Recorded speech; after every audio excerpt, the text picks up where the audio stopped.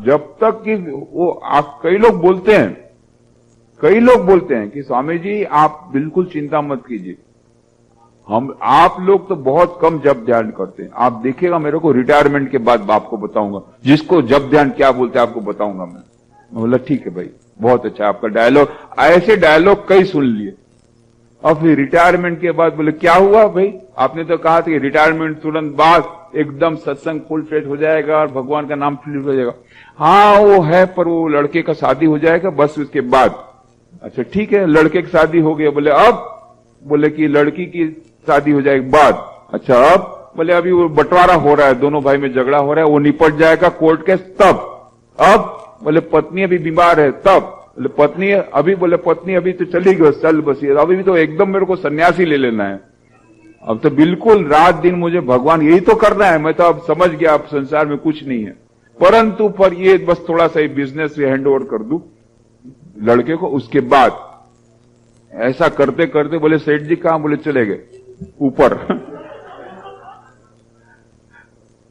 वो बच्चे लोगों को मैंने कहानी सुनाई थी दीक्षा वाली कि एक सेठ जी थे, बड़े भले आदमी थे, बहुत भले आदमी थे, दयालु थे, तो कोई भी आता था सेवा करते थे। एक साधु आए, साधु आकर के उन्होंने भिक्षा मांगी, तो उन्होंने जैसा अपना बहुत अच्छा नेचर था उनका, उनको बैठाया, उनका सम्मान किया, तो फिर उनको कंबल भी दिया दान में और अच्छी तरह खाना खिलाया। तो ये बड़े प्रसन्न हो गए, बोले सेठ जी आपके जैसे भले सेठ जी मैंने बहुत कम देखे हैं, बहुत कम देखे हैं, आपकी इतनी साधु भक्ति है, ईश्वर में भी आपकी इतनी श्रद्धा है, इतने आप धर्म प्रिय हैं, तो मेरी तो इच्छा हो रही है कि मैं आपको मंत्र दीक्षा दे दूं, आप भगवान का नाम लेंगे तो आपको जल्दी से आप भगवान की ओर अग्रसर हो सकेंगे, आपका शब्दम तैयार है, मन आपका एकदम शुद्ध है। तो सेठ जी कहा साधु बाबा तो बहुत अच्छी बात कह दी, आप सामने से मुझे मंत्र दीक्षा दे रहे हैं तो बहुत अच्छी बात है, पर साधु बाबा मैं सोचता हूं कि मैं अभी मंत्र दीक्षा नहीं लूंगा, क्योंकि दो नाव में पैर रखना ठीक नहीं है। अब मैं तो बूढ़ा हो चला हूं, अब ये मेरी लड़की की शादी हो जाएगी अभी 6 महीने के बाद, शादी होने के बाद थोड़ा मेरा टेंशन कम होगा, उसके बाद आराम से मैं मंत्र दीक्षा लूंगा, तो आप 6 महीने बाद आ सकते? बोले क्यों नहीं, 6 महीने बाद आऊंगा, मैं तो इस तरफ आते रहता हूं कभी कभी, तो आऊंगा। 6 महीने के बाद आए, फिर से सेठ जी ने अच्छा आगता स्वागता किया, फिर दीक्षा दी। अच्छा सेठ जी वो दीक्षा की बात, हाँ दीक्षा, लड़की की शादी, हाँ आपकी कृपा से बहुत अच्छी तरह से शादी निपट गई, परंतु अब लड़के की शादी है, लड़के की शादी निपट जाए फिर मैं मंत्र दीक्षा लूंगा। अच्छा ठीक है, कब है शादी? बोले 6 महीने के बाद ही दीक्षा, और सब हो गया, एंगेजमेंट सब हो ही गया है, ये मुहूर्त आ रहा है, उसके बाद फिर मैं निश्चिंत होकर के दूंगा। ठीक कोई बात नहीं। फिर आए, लड़के की शादी हो गई? बोले हाँ लड़के की शादी बहुत अच्छी तरह निपट गई, अब मैंने सोचा है ये दोनों भाइयों को मैं बंटवारा कर दूंगा और ये बिजनेस उनको हैंड ओवर कर दूंगा, निश्चिंत होकर के मैं दीक्षा लेकर के मंत्र जप करना चाहता हूं, तो आप यदि 6 महीने बाद यदि आए तो बड़ी कृपा होगी। बोले कोई बात नहीं, 6 महीने बाद आऊंगा। 6 महीने बाद आए, बोले वो बंटवारा हो गया, परंतु अभी थोड़ा सा फाइनल बाकी है, उसको होने दी। फिर आए 6 महीने बाद, सेठ जी क्या हुआ? सेठ जी रो रहे हैं। बोले क्या हुआ? पत्नी अभी हॉस्पिटल में है। अभी मेरा मन तो लगेगा नहीं, मेरा मन तो पत्नी में लगा हुआ है, भगवान में कहां से लगेगा, तो वो ठीक हो जाएगी, उसके बाद आप मैं मंत्र ले लूंगा। कोई बात नहीं। फिर आए 6 महीने बाद, सेठ जी पत्नी हो गई ठीक, क्या करूं, चली गई। कहां? और ऊपर चली गई। अरे ठीक है कोई बात नहीं। अब तो स्वामी मैं आपकी बात जो पहले आपने कहा था संसार क्षणभंगुर है, अब मैं बिल्कुल समझ गया, संसार क्षण मेरे नजर के सामने मर गई, अब तो मुझे सन्यास ही ले लेना है, आपके साथ ही चले जाना है, थोड़ा सा टाइम और दे दीजिए, थोड़ा सा बिजनेस इन लोगों को ठीक से लगवा दूं, उसके बाद फिर मैं आपके पास जरूर से आऊंगा, जरूर से दीक्षा लूंगा। फिर 6 महीने बाद आए, बोले सेठ जी कहां? चले गए हैं? सेठ जी भी चले गए ऊपर। बोले कहां? बोले ऊपर।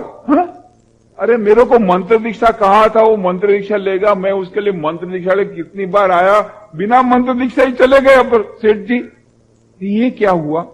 बेचारे को बहुत दुख हुआ कि आखिर तक इनकी मंत्र दीक्षा नहीं हुई, इनका जीव का कल्याण नहीं हुआ। इतनी उन्होंने साधु सेवा की और मेरा मंत्र दीक्षा के रह गए। अब वो तो बड़े पहुंचे हुए महात्मा थे, ध्यान किया सेठ जी हैं कहां, क्या गति हुई, मरने के बाद कहां गए हो? ध्यान किया, अरे सेठ जी तो घर नहीं है। तो लड़के साइड के लड़के कहा, अच्छा आपके उधर की गौशाला है क्या? बोले हाँ गौशाला है, वो पीछे की तरफ है, हम लोग तो जाते हैं, नौकर लोग संभालते हैं। बोले मेरे गौशाला देते, क्या गौशाला में देखेंगे, मैं यही दूध मंगा देता। बोले दूध नहीं चाहिए मुझे, गौशाला देखना है। गए वहां पर, बोले देखिए बढ़िया बढ़िया गाय अभी क्रॉस ब्रीड के नहीं है। अरे नहीं मेरे को वो बैल कहाँ है वो बताओ। अरे बैल को क्या देखेंगे, गाय बढ़िया देखने, नहीं बैल देखना है। जाके बैल तो अलग एक कोने में बंधा हुआ था, बैल में जाकर के देखा, बैल के पास जाकर क्या, क्यों सेठ जी कैसे हैं?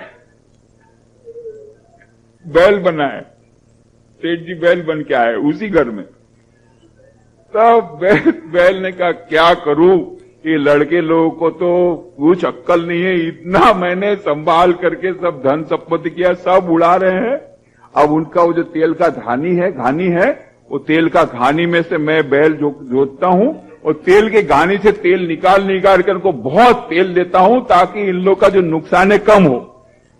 क्या करूं, अटैचमेंट तो है, मोह तो जाता नहीं है, तो इसलिए बोले तेल की घानी में रुका। तब तो सेठ जी ये बैल कैसा? अरे क्या बताएं सेठ जी, स्वामी जी, अरे ये ऐसा बैल है, विचित्र बैल है, खाता कुछ नहीं है, बहुत कम खाता है, दिन रात परिश्रम, बैल वो घूमते रहता तेल निकालता रहता, घूमते रहता तेल निकालते रहता।